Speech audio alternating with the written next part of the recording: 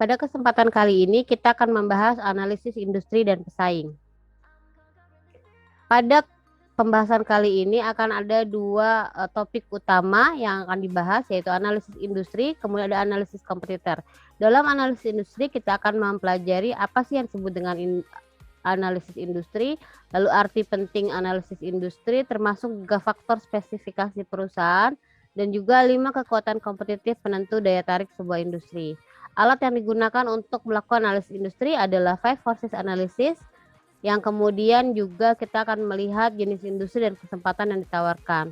Dalam analisis kompetitor kita akan membahas kunci sukses atau key sukses factor dari perusahaan-perusahaan di setiap industri, lalu ada strategic mapping group. Kita masuk ke bagian yang pertama, analisis industri. Jika dilihat dari definisi yang tertera di dalam slide, kita bisa lihat bahwa industri adalah kelompok perusahaan sejenis atau produk pengganti yang menawarkan produk yang sama. Ya, baik itu maskapai penerbangan, minuman kebugaran, furniture atau permainan elektronik. Artinya ini adalah sekelompok perusahaan. Jadi dalam pemasaran, industri merupakan produsen yang membuat dan juga menawarkan produk. Analisis industri sendiri bisa dikatakan sebagai penelitian bisnis yang berfokus pada potensi industri. Nah, mengapa analisis industri itu penting untuk dilakukan? Ada beberapa alasan yang bisa kita lihat. Yang pertama adalah mendapatkan detail dari seluk-beluk industri sesuai dengan bisnis yang dijalankan. Artinya kita mengetahui dengan jelas siapa suppliernya, siapa pesaingnya, bagaimana persaingan di dalam bisnis tersebut, kemudian berapa banyak konsumennya, selera konsumennya seperti apa, dan apakah menguntungkan atau tidak. Analisis industri juga bisa dikategorikan sebagai sebuah analisis yang dilakukan untuk mengidentifikasi kelayakan suatu bisnis pada industri tertentu. Artinya mengkaji apakah usaha yang akan dijalankan atau bisnis yang akan dijalankan profitable atau tidak. Untuk melakukan analisis industri sebagai perusahaan ada 3 pertanyaan yang perlu dijawab. Pertama, apakah industri tersebut dapat diakses? Hal ini terkait dengan informasi yang beredar baik secara luas ataupun secara spesifik atau bahkan tertutup, tergantung dari sumber informasi yang bisa didapat. Nah, untuk bisa mengkaji atau melakukan analisis industri, kita harus mempertanyakan apakah industri tersebut semua informasinya dapat diperoleh dengan mudah. Pertanyaan yang kedua adalah apakah industri tersebut mengandung pasar yang matang untuk inovasi atau terlayani. Artinya, apakah industri tempat kita melakukan bisnis ini sudah pada siklus industri yang matang, di mana setiap perusahaan bisa melakukan inovasi, dan apakah pasar yang tersedia sudah terlayani atau belum. Untuk pertanyaan yang ketiga, apakah ada posisi di industri yang akan menghindarkan beberapa negatif atribut industri secara keseluruhan? Pertanyaan ini menyangkut dengan atribut negatif yang melekat pada industri dari masing-masing perusahaan. Hal ini perlu ditanyakan untuk menghindarkan ketidakstabilan atau ketidakmampuan dalam menghasilkan laba. Untuk bisa melakukan analisis industri, kita juga perlu mempelajari tahapan siklus hidup industri. Ya, siklus hidup industri sendiri adalah sebuah konsep yang berkaitan dengan tahapan yang berbeda yang dilalui industri secara berbeda-beda. Jadi satu industri dengan industri lain juga berbeda. Contoh, industri garment dengan industri kreatif itu berbeda, atau kita bilang industri real estate dengan industri manufacturing itu berbeda. Nah, ada 5 tahapan dalam siklus hidup industri. Yang pertama adalah embrionik atau permulaan. Dalam tahapan ini, perusahaan yang baru membuka usahanya dalam bisnis di industri yang baru mulai ini, biasanya desain perusahaan memiliki alternatif yang banyak. Untuk bisa mempelajari analisis industri, maka kita perlu mengetahui 5 tahap hidup industri. Yang pertama adalah embrionik. Embrionik ini adalah tahap permulaan dari sebuah industri. Jadi dia baru muncul, baru akan memulai. Nah, bagi perusahaan-perusahaan yang mulai berbisnis di industri ya pada tahap permulaan, biasanya desain yang dikeluarkan memiliki alternatif dan juga positioning. Jadi positioningnya akan berbeda dari satu produk dengan produk yang lain. Lalu penetapan jangkauan dan batasan-batasan dari industri itu sendiri. Artinya perusahaan mulai mengkaji atau membuat batasan-batasan yang belum berlaku secara umum namun diberlakukan di perusahaan tersebut. Yang kedua adalah tahapan pertumbuhan atau growth. Di sini industri sudah mulai mengalami penurunan inovasi produk.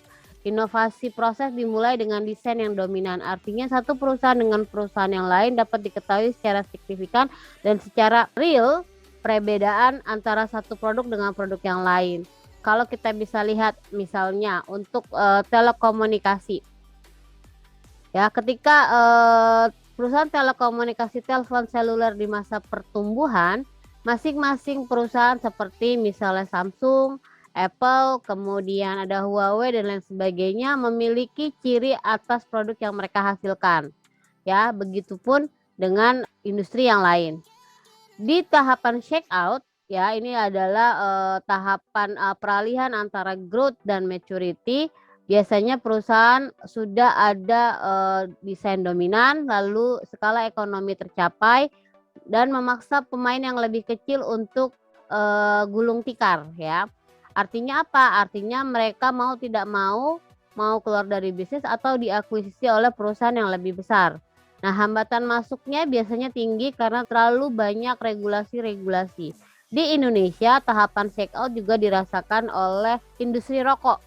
Ya, saat ini industri rokok karena produk penggantinya elektronik cigarette sedang memasuki tahapan shake out, di mana perusahaan-perusahaan brewer yang kecil ini sudah mulai diambil alih atau bahkan bekerja sama dengan perusahaan-perusahaan besar agar persyaratan untuk produksi bisa dilalui, termasuk juga desain ataupun rasa yang dominan. Di sini kita bisa lihat tandanya terjadinya konsolidasi besar-besaran.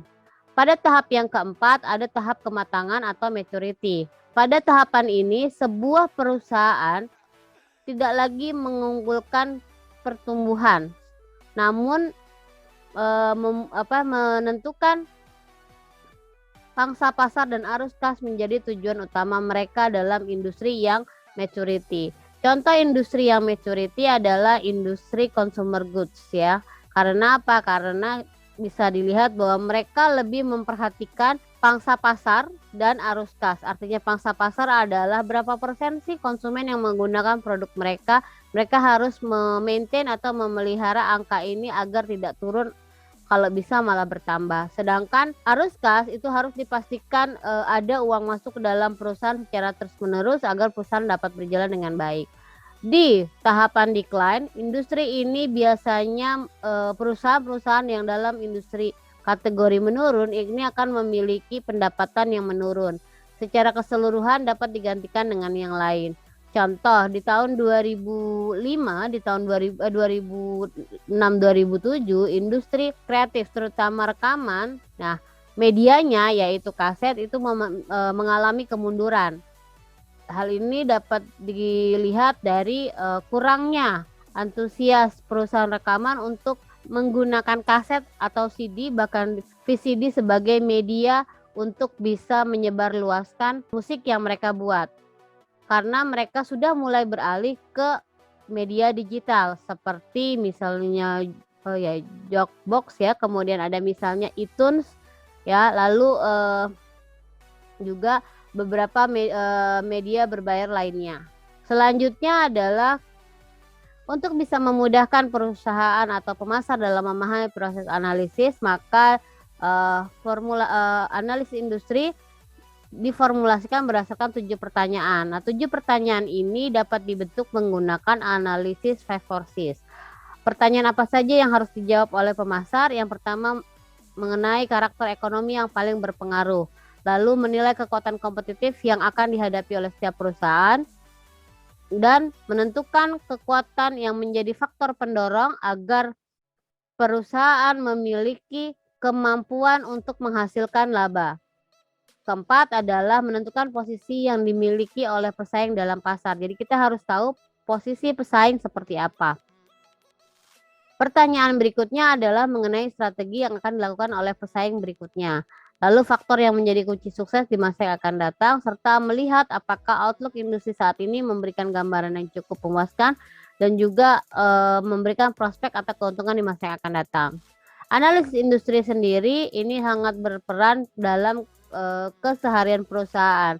Kita bisa lihat beberapa faktor di level perusahaan, tingkat industri.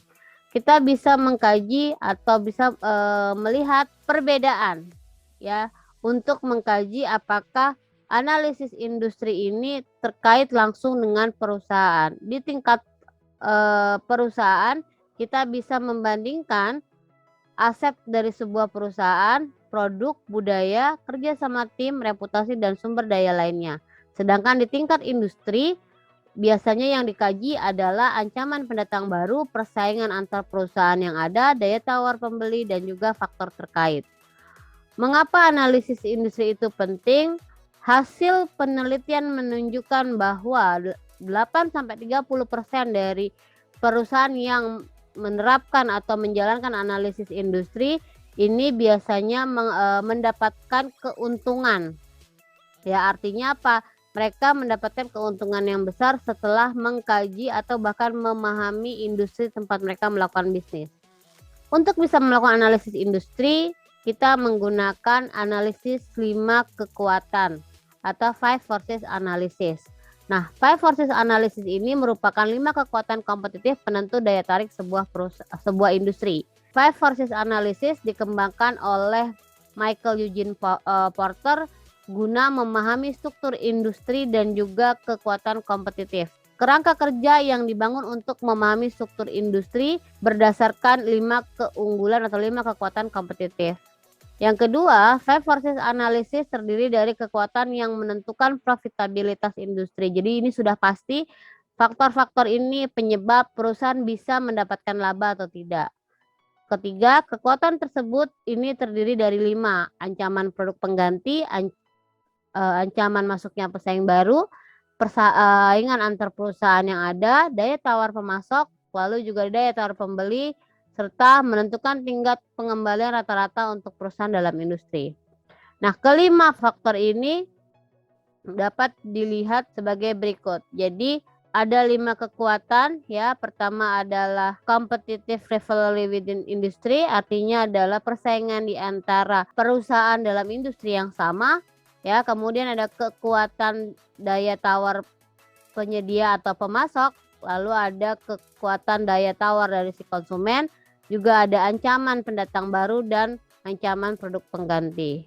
Nah, setiap 5 kekuatan ini berdampak pada tingkat pengembalian rata-rata dalam perusahaan. Artinya ia akan mempengaruhi tingkat pendapatan yang akan diraih oleh perusahaan, sehingga perusahaan harus mengelola atau memastikan bahwa kelima faktor ini atau 5 kekuatan ini bisa dikelola dengan baik dan membuat perusahaan menempati posisi yang seharusnya, sehingga tingkat pengembalian rata-rata perusahaan dapat mencapai angka tertinggi.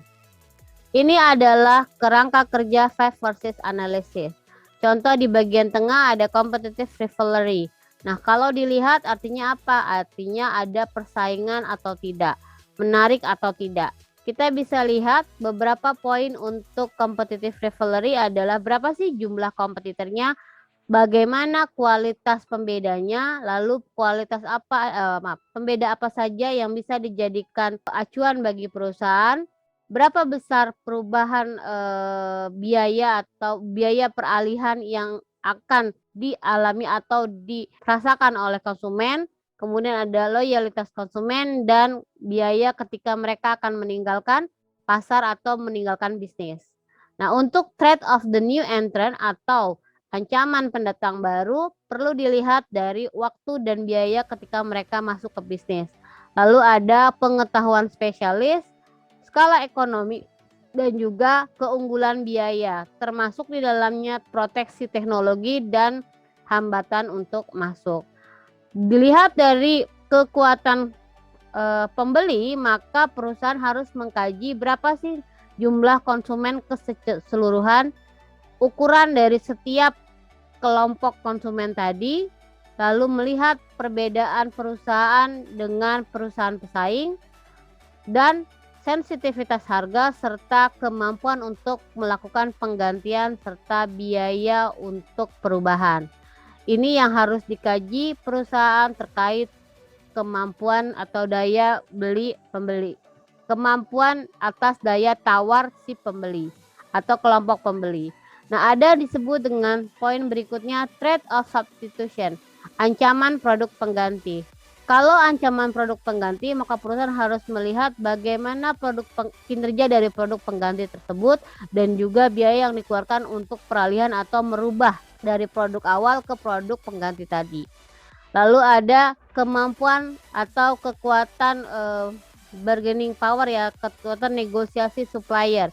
Dilihat dari banyaknya jumlah supplier, ukuran supplier, keunikan atas jasa yang ditawarkan oleh supplier, kemampuan untuk melakukan penggantian atau substitute, lalu ada juga biaya perubahan. Nah, poin-poin ini dinilai dan dikaji. Biasanya diberikan level atau tingkat kepentingan, mulai dari yang rendah sampai dengan yang sangat penting atau rendah, medium, high. Untuk bisa melakukan analisis 5 maka ada 3 langkah yang bisa digunakan. Pertama, kalian harus mengidentifikasi tekanan kompetitif yang berhubungan dengan setiap kekuatan. Seperti poin sebelumnya, harus dijelaskan satu persatu berdasarkan data yang dimiliki. Kedua, mengevaluasi seberapa kuat tekanan setiap kekuatan tadi. Jadi dikasih range atau dikasih level mulai dari sangat kuat, rata-rata atau normal, dan juga lemah. Tahapan ketiga yakni memastikan bahwa apakah kekuatan tadi merupakan hasil yang sesungguhnya dan mengkaji apakah kekuatan dari semua area atau komponen tersebut sangat kondusif untuk menghasilkan profit yang menggiurkan ataupun menarik. Hal ini dapat tercermin pada poin-poin yang dikaji dalam persaingan antar penjual seperti harga, kualitas, fitur kinerja, layanan, jaminan, sampai dengan inovasi produk. Di sini ada beberapa kategori yang bisa kita lihat. Untuk persaingan yang semakin kuat atau ketat, syaratnya adalah pesaing sangat aktif, jumlah pesaing meningkat, sampai dengan pesaing tidak puas akan posisi perusahaan saat ini. Persaingan akan kuat apabila memenuhi syarat sebagai berikut. Dan sedangkan persaingan akan semakin lemah jika kalian bisa melihat ciri-ciri ini dalam industri.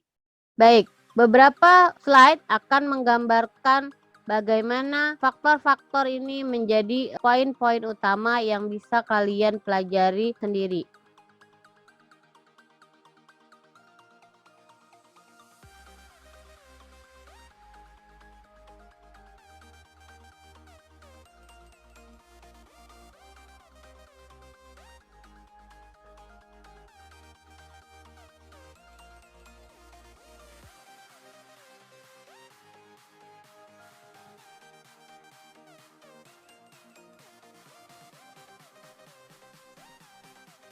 Setelah melakukan penilaian terhadap elemen-elemen kekuatan 5 atau kekuatan utama dari masing-masing indikator, maka kita perlu melakukan penilaian atau melakukan pengkajian terhadap implikasi strategi dari penerapan 5 analisis.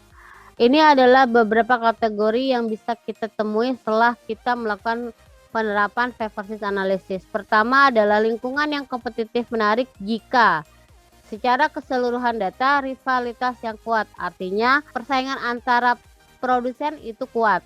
Hambatan masuk rendah, di mana persaingan dari produk pengganti yang kuat dan juga pemasok dan pelanggan memiliki daya tawar yang cukup, artinya medium di tengah-tengah. Sedangkan lingkungan yang kompetitif atau industri yang kompetitif sangat ideal apabila persaingan dalam kategori moderat atau di tengah-tengah. Lalu ada hambatan masuk yang tinggi, pengganti yang baik tidak ditemukan. Terakhir adalah pemasok dan pelanggan pada posisi tawar yang lemah, artinya tidak memiliki kekuatan untuk menentukan atau bahkan dipilih. Nah, tujuannya dari analisis 5 adalah melindungi perusahaan dari kekuatan kompetitif. Artinya kita bisa tahu kekuatan apa yang paling utama atau paling dominan dalam menentukan perusahaan dapat berdaya saing atau tidak. Lalu pengaruh tekanan kompetitif dengan cara mendukung perusahaan. Terakhir adalah membangun keunggulan kompetitif yang berkelanjutan. Artinya kalau kita bisa melakukan analisis favors dengan baik, kita bisa mengetahui sebenarnya keunggulan kompetitif yang dimiliki perusahaan sudah ada di level mana. Apakah hanya sebatas kerugian kompetitif atau keunggulan kompetitif parity sama dengan pesaing lain, atau sudah sustainable, berkelanjutan. Ini adalah jenis industri dan kesempatan yang ditawarkan oleh masing-masing industri. Ada industri berkembang di mana ini ada perusahaan dalam industri ini memiliki prosedur standar yang belum dikembangkan, sehingga peluangnya adalah menjadi penggerak keuntungan atau pionir. Yang kedua adalah industri yang terfragmentasi, artinya sudah ada dan sudah mulai mengarah pada dewasa, yakni proses check out. Industri ini ditandai dengan sejumlah besar perusahaan ukuran hampir sama. Peluangnya adalah konsolidasi. Ketiga adalah perusahaan yang sudah ada dalam tahap maturity. Industri ini mengalami peningkatan yang lambat, tidak terlalu signifikan, justru cenderung tidak ada permintaan baru. Nah, peluangnya adalah bisa dilakukan proses inovasi dan layanan purna jual. Jenis industri yang berikutnya, industri menurun, di mana industri ini mengalami penurunan permintaan. Orang sudah mulai tidak memiliki keinginan untuk memesan sebuah produk dalam satu industri, dan peluangnya adalah ada kepemimpinan yang bisa diterapkan dan juga dimulai untuk membangun pasar ceruk atau pasar yang tidak dilayani oleh 3 perusahaan dominan dalam industri tadi. Berikutnya adalah mengejar biaya strategi pengurangan, artinya meminimalisir atau meminimalisasi biaya-biaya yang harus dikeluarkan dalam sebuah industri. Kelima adalah global industri atau industri global. Di sini adalah industri yang mengalami penjualan internasional yang signifikan, artinya mereka sudah mulai melihat bahwa negara lain menjadi pasar yang juga profitable atau menguntungkan. Peluang yang bisa dilakukan oleh perusahaan dalam tahap global industri kategori global industri adalah multi domestik dan global, artinya menerapkan kebijakan-kebijakan bisnis yang sesuai dengan dalam negeri dan juga secara umum atau global. Berikutnya analisis kompetitor. Baiklah, bagian kedua adalah analisis pesaing. Dalam analisis pesaing ada 2 kegiatan utama. Yang pertama adalah mendapatkan informasi tentang pesaing utama dan penting. Yang kedua, menggunakan informasi tersebut untuk memprediksi pelaku pesaing. Kita ketahui bahwa dalam sebuah industri terdapat banyak sekali pesaing. Jumlahnya tidak hanya 2 atau 3, tapi bisa ratusan atau bahkan puluhan ribu. Namun perlu diketahui, pesaing yang memang kita kaji atau kita lakukan analisis merupakan pesaing yang secara face to face atau secara langsung bersaing dengan kita di pasar yang sama. Kemudian kita bisa lihat bahwa pesaing ini melayani wilayah yang sama dan juga konsumen yang sama. Dalam hal ini kita bisa sebut sebagai pesaing dengan jarak yang dekat, ya. Nah, dalam kerangka kerja analisis pesaing ini terdiri dari 4 hal. Yang pertama adalah tujuan pesaing, asumsi pesaing, strategi pesaing, dan juga kemampuan serta sumber daya pesaing. Baik, kenapa kita harus melakukan analisis pesaing? Ada beberapa tujuan yang bisa dilihat. Pertama, kita bisa tahu seperti apa sih bisnis yang akan kita jalani, bagaimana persaingan di dalamnya, kemudian bagaimana perencanaan yang tepat ya untuk menghadapi pesaing. Kalau kita tidak tahu apapun tentang pesaing, maka kita akan kesulitan untuk bisa merencanakan strategi yang akan dijalankan. Nah, ketiga, kita juga perlu melakukan analisis pesaing guna mengetahui bagaimana mereka akan merespon apabila kita melakukan perubahan atau melakukan kebijakan-kebijakan untuk mempertahankan pasar yang kita miliki. Terakhir adalah kita bisa lihat bagaimana perilaku pesaing untuk kemudian hari. Artinya kita bisa melihat bagaimana perilaku pesaing di masa lalu, di masa sekarang, dan di masa yang akan datang. Hal ini perlu diketahui untuk membantu perusahaan demi menerapkan dan juga merancang strategi yang sesuai. Ini adalah kerangka kerja dari analisis pesaing ya. Jadi ada dua hal dari empat elemen tadi mewakili dua hal. Yang pertama adalah apa yang bisa membuat kompetitor melakukan sesuatu. Jadi ada tujuan, lalu ada assumption atau asumsinya. Kemudian apa yang mampu dan pesaing bisa lakukan. Kita bisa lihat berdasarkan strategi dan juga sumber daya dan kapabilitas yang dimiliki sehingga pada akhirnya akan membuat sebuah profil respon dari pesaing. Untuk objektif, ada beberapa tujuan yang bisa kita ketahui dari pesaing. Pertama, apakah pesaing menginginkan tingkat pertumbuhan, pangsa pasar, teknologi, keuangan, ataupun struktur organisasi. Hal ini bisa dilihat dari visi misi yang ditetapkan oleh perusahaan pesaing. Berikutnya asumsi. Asumsi ini adalah bagaimana mereka berpikir, bagaimana mereka memandang pasarnya, bagaimana mereka akan melakukan sesuatu. Hal ini bisa dilihat dari pengalaman masa lalu terhadap produk, kepercayaan diri tentang posisi kompetitif perusahaan sendiri, lalu ada faktor regional atau wilayah, dan juga tren industri serta aturan praktis. Kalau untuk aturan praktis ini biasanya berlaku secara umum dalam satu industri. Sedangkan untuk resource and capabilities atau sumber daya dan kemampuan, kita bisa melihat apa yang mereka mampu lakukan, apa yang mereka tidak mampu lakukan. Untuk bisa mengkaji ini bisa menggunakan analisis SWOT atau analisis resource based view atau menggunakan kerangka kerja FRIO dari Barney. Kemudian terakhir, resource and capability juga menunjukkan dan mengungkapkan bagaimana perusahaan bisa bertindak di kemudian hari dan juga bertindak di masa lalu.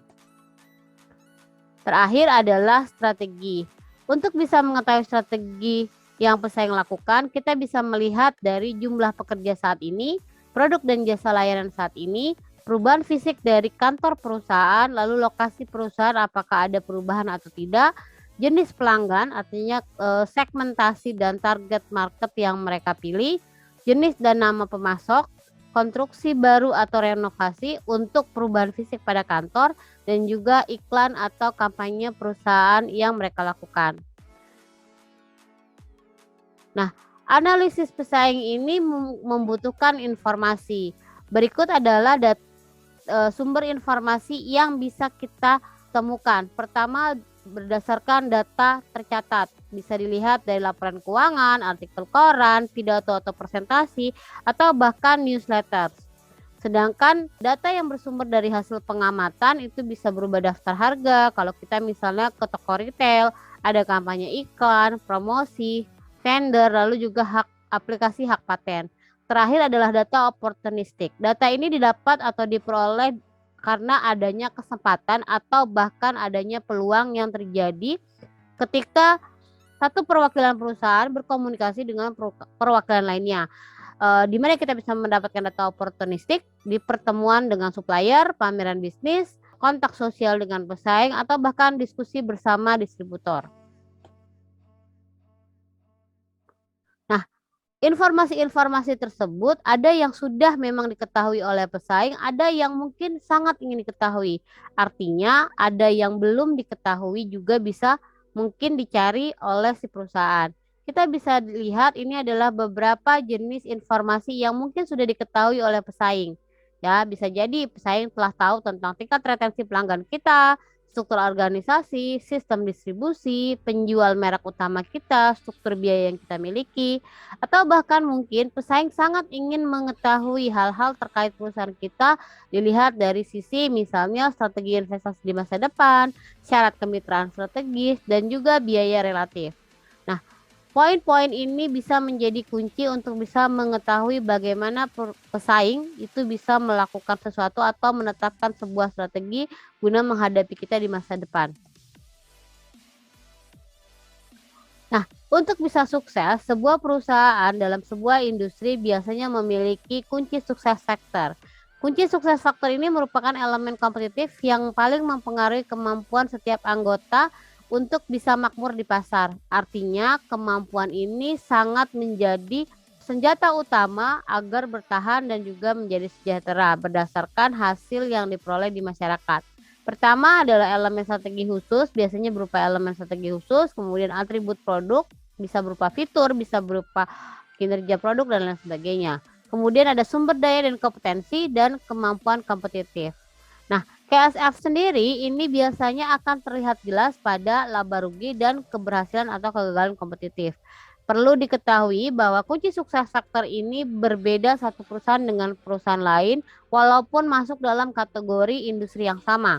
Tergantung berapa lama mereka sudah ada di pasaran atau melakukan bisnis. Kunci sukses faktor itu bisa diidentifikasi dengan 3 pertanyaan berikut. Yang pertama, kenapa konsumen memilih merek di antara merek yang sudah ada? Lalu apa yang dilakukan pemasar ya agar sukses dalam persaingan, maaf. Kemudian kemampuan apa yang harus dimiliki. Jadi ada kewajiban ya. Jadi ada ibaratnya garis-garis besar atau panduan secara industri yang harus dimiliki.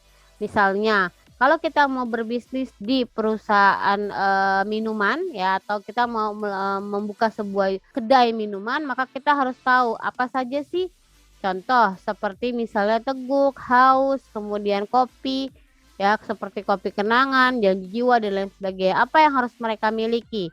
Contoh misalnya produk inovasi, artinya ada rasa yang memang sangat signifikan dibandingkan dengan pesaing lain. Contoh kalau di janji jiwa ada misalnya karamel macchiato yang paling terkenal atau menjadi favorit. Kemudian di For Coffee misalnya kopi pandannya. Jadi produk atau kemampuan sumber daya yang paling diacungi jempol oleh konsumen terkait dengan produknya. Yang ketiga adalah bagaimana perusahaan bisa mencapai keunggulan kompetitif yang bertahan lama dan abadi. Artinya di sini perusahaan bisa mengkaji dari kemampuan internal mereka baik dari sisi produksi, pemasaran, keuangan dan lain sebagainya. Nah, KSF sendiri biasanya terdiri dari 3 sampai 5 faktor penentu utama, baik itu dari keuangan maupun dari faktor yang lainnya. Tergantung dari kesuksesan kompetitif jika dibandingkan dengan perusahaan lain di grup yang sama atau kita menyebutnya sebagai peta strategik grup. Nah, ini adalah tipe umum dari key success factor. Jadi bisa berupa teknologi, fabrikasi, distribusi, pemasaran, keahlian, kemampuan dan lain sebagainya seperti image atau citra merek atau reputasi, kemudian akses dalam bentuk modal dan juga perlindungan paten. Nah, ini secara umum, tapi secara khusus tergantung dari industri tempat perusahaan menjalankan bisnis. Selanjutnya adalah membentuk strategic mapping group analysis. Analisis ini dilakukan untuk mengetahui sebenarnya perusahaan berada di posisi apa. Jadi kalau dalam strategi persaingan itu ada posisi persaingan kompetitif itu ada posisi 1 kita menyebutnya sebagai market leader, posisi 2 kita menyebutnya market challenger, posisi 3 kita menyebutnya sebagai market follower, dan posisi keempat atau perusahaan yang melayani konsumen yang tidak terlayani oleh perusahaan di posisi 1, 2, dan 3 disebut sebagai market nicher atau relung pasar. Nah, strategic mapping group analysis sendiri merupakan salah satu teknik untuk mengungkap posisi kompetitif dari sebuah industri. Artinya kita bisa melihat berapa banyak sih perusahaan dalam satu wilayah melakukan persaingan bisnis dalam kategori produk yang sejenis. Biasanya strategic mapping group juga berisi perusahaan-perusahaan pesaing ya. Kita bisa lihat ini adalah salah satu berikutnya adalah strategic mapping group analysis. Ini adalah contoh dari perusahaan retail yang ada di Amerika. Ada Walmart, ada Kmart, ada Target, ada Hall, ada TJ, ada Max, Nordstrom, Mercy, Lauren, Ralph Polo ya. Ini mereka merupakan toko retail yang ada di Amerika. Nah, ada sumbu X dan sumbu Y. Penentuan sumbu X dan sumbu Y ini tergantung bagaimana syarat dari konsumen memilih produk mereka. Dalam contoh yang kalian lihat ini, konsumen menetapkan atau memilih produk yang ada di masing-masing toko retail berdasarkan harga, ya. Jadi harga di sumbu X itu ada high ke low. Lalu dilihat dari geographic coverage atau ruang lingkup geografiknya, di mana mereka memiliki lokasi, apakah lokasinya cuma sedikit atau banyak. Kita bisa lihat bahwa faktor X, faktor Y, maksudnya garis Y ini dari lokasi beberapa sampai dengan lokasinya sangat banyak. Nah, lalu ada pun dengan lingkaran di setiap masing-masing toko retail ini dilihat dari pangsa pasarnya. Pangsa pasar artinya adalah konsumen yang memilih produk mereka. Bagaimana kita mengetahui berapa besar pangsa pasarnya? Cara mencari pangsa pasar adalah pendapatan perusahaan dibagi dalam satu periode dibagi dengan total pendapatan satu industri di industri sejenis. Misalnya, kalau kita bertanya berapa sih market share dari Walmart, maka pendapatan Walmart pada tahun yang ditentukan dibagi dengan total keseluruhan pendapatan toko-toko seperti Sears, Target, Kohl's, TJ Maxx, Dillard, Nordstrom, Mercy Avenue, Neiman, Kmart itu dijumlahkan lalu dibagi menjadi penyebutnya. Ya, lalu dikali 100%. Maka kita akan menemukan persentase dari pangsa pasar. Nah, sedangkan setiap pangsa pasar itu berbeda-beda. Artinya apa? Artinya kita melihat, sebagai contoh, karena Walmart merupakan pemimpin pasar dalam toko gerai retail yang ada di Amerika, maka dia memiliki lingkaran yang paling besar. Ya, kita bisa lihat ternyata Walmart menawarkan harga yang murah dan menyediakan lokasi yang banyak. Artinya kita bisa melihat Walmart atau mengunjungi Walmart di banyak lokasi di Amerika Serikat. Nah, sedangkan misalnya kalau Avenue, Marcus, Saks Fifth and Neiman pangsa pasar di bawah dari Walmart dengan menawarkan harga yang tinggi, sedangkan untuk lokasi tokonya sendiri hanya ada beberapa. Jadi kita bisa lihat ini adalah gambaran dari strategic mapping group analysis untuk toko retail yang ada di Amerika Serikat. Nah, contoh berikutnya yang bisa kita lihat adalah untuk pasar otomotif yang ada di Amerika juga. Ya, di Amerika itu ada pasar otomotif atau industri otomotif dan berbagai macam merek atau perusahaan yang menyediakan. Bisa dilihat sumbu X itu masuk dalam kategori models, artinya tipe atau jenis variasi yang ditawarkan dari masing-masing perusahaan. Contoh compact, full size, SUV, dan trucks. Kita melihat di sini ada few models dan many models, artinya beberapa model dan banyak model. Lalu di sumbu Y, kita bisa lihat bahwa konsumen memilih sebuah kendaraan berdasarkan harga, kinerja, dan reputasi atau persepsi akan citra mereknya mereka. Itu kita bisa lihat bahwa ternyata dikategorikan mulai dari low sampai dengan high.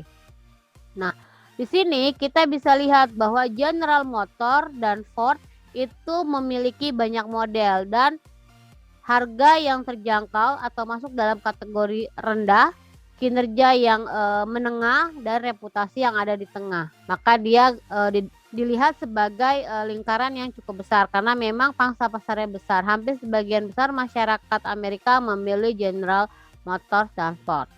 Kalau kita lihat lagi, contoh lain adalah Ford and Ferrari. Nah, kita bisa lihat mereka cuma beberapa model gitu. Tidak, ya mereka karena mungkin untuk high end class biasanya modelnya tidak terlalu banyak dan unik. Karena keunikan model, maka harga dan kinerja serta reputasinya juga menjadi tinggi. Namun pangsa pasarnya rendah karena nilainya lebih kecil jika dibandingkan General Motors dan Ford. Demikianlah materi kita untuk hari ini. Apabila ada yang ditanyakan, silakan tinggalkan pertanyaan pada kolom materi.